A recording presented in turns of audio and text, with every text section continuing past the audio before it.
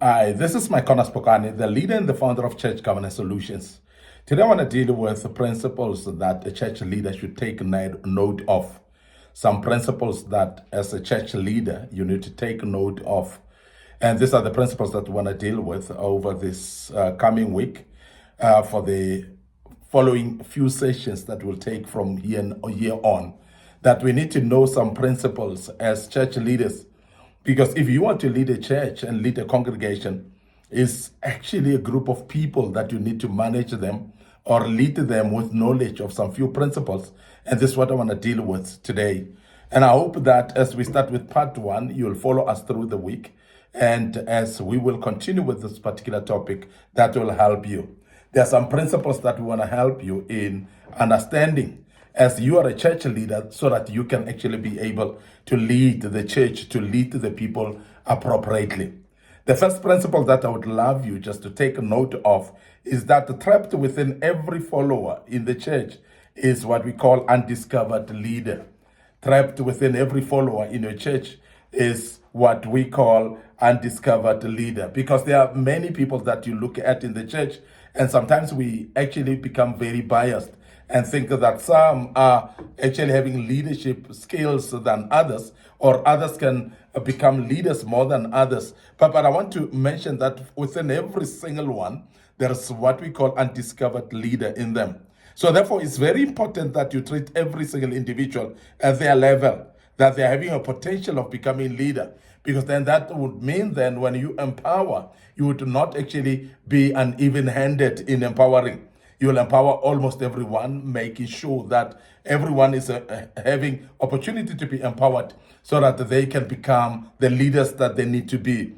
They might not be leaders to climb up the pulpit and address people there, but they could be leaders actually at their own corners, maybe in departments, maybe in their own callings and so on within the church. But it's very important that we understand that within every follower is trapped what we call an undiscovered leader. So that's a principle that we need to know as church leaders.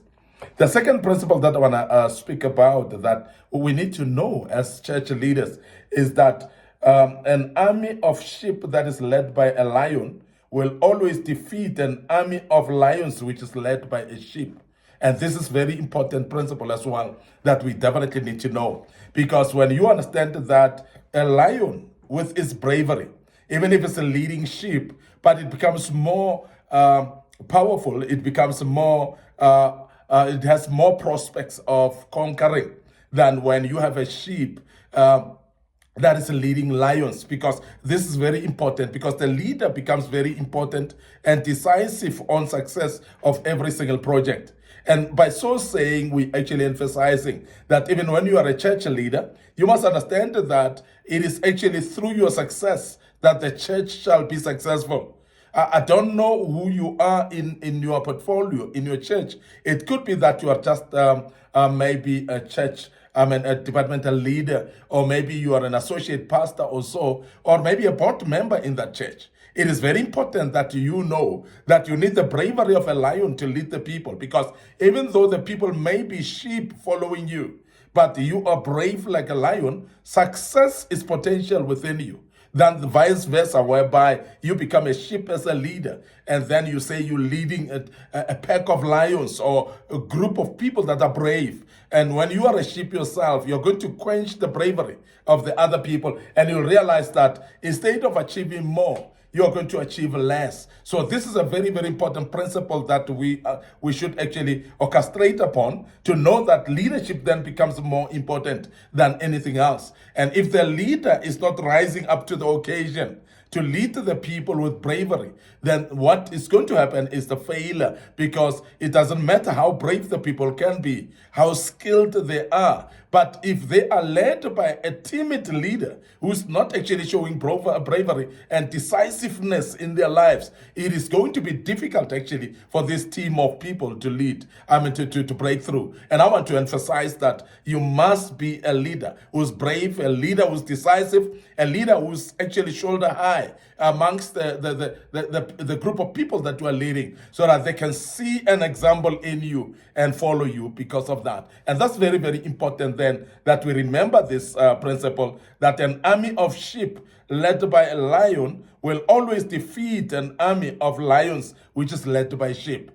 Now, the other principle that I think we need to look at as a church leader, that's very important that you need to take note of, is the principle that says we were meant to live, or we're meant to rule or govern ourselves. We are meant actually to control as human beings. We are meant to master things in our lives. Because if you look at the Bible tells us that a human being, after being formed by God or created by God, we know that God gave them authority.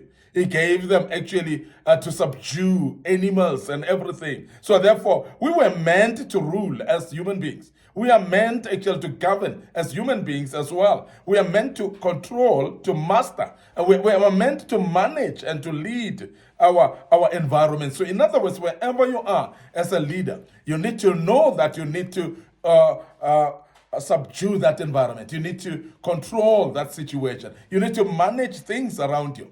Now, when you start to become managed as a leader by circumstances and environments, when you are subdued by your own environments, then you are going to fail in everything that you envisage to do. Because you need to know that you are in control of the environment. You must manage the environment. You must master. You must rule. And this is actually an innate skill that God has given unto us. And God has, in the beginning, when creating man, have actually deposited something that is great inside of us, that we must actually naturally rule and lead automatically. And that's a principle that wherever you are, you must dominate. And that's why when you are actually a church leader, you must actually teach or even encourage your own church members as well to be able to master their own environments, to be able to rule and govern within the environments where they are, because they are actually having a potential to lead or manage in the environment where they are. So this principle, when understood, each and every one of us would actually be knowing that we've got a potential to rule. We've got a potential to lead as well, and therefore we'll take up our stand and responsibility of leading in every environment where we are. Therefore, we shall not be subdued or dominated by our situations. So I want to urge you as a church leader to start adopting this principle, because it's a very important principle that when you adopt it and understand it very well, your life shall never be the same, and the life of the people around you shall never be the same as well. Very, very important.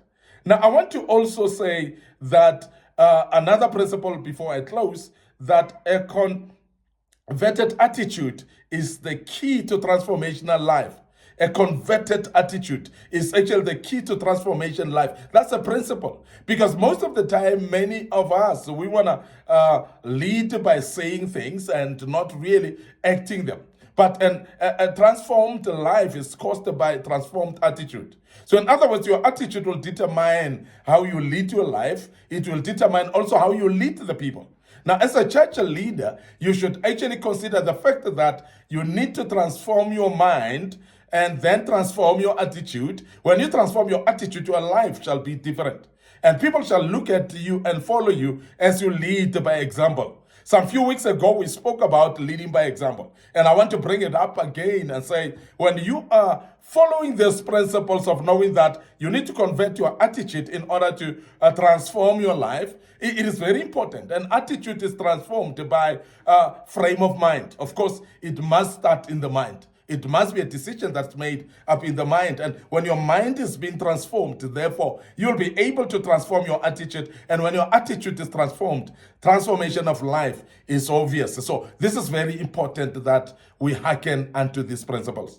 I want to end up here today, your host, Micornus, Phokane, the leader and the founder of Church Governance Solutions. Remember that we are here to restore godly order in the house of the orderly God. And we believe that as you follow us on these platforms, the good Lord will bless you, and you will learn these principles and apply them within your church and within your congregation. Before we check out, we want to remind you of our Facebook page, Micornus Phokane, the Facebook page, Church Governance Solutions. So please follow us there and subscribe also to our YouTube channel and Young Men Empowerment Forum in Micornus Phokane, and make sure that you follow us there on those platforms.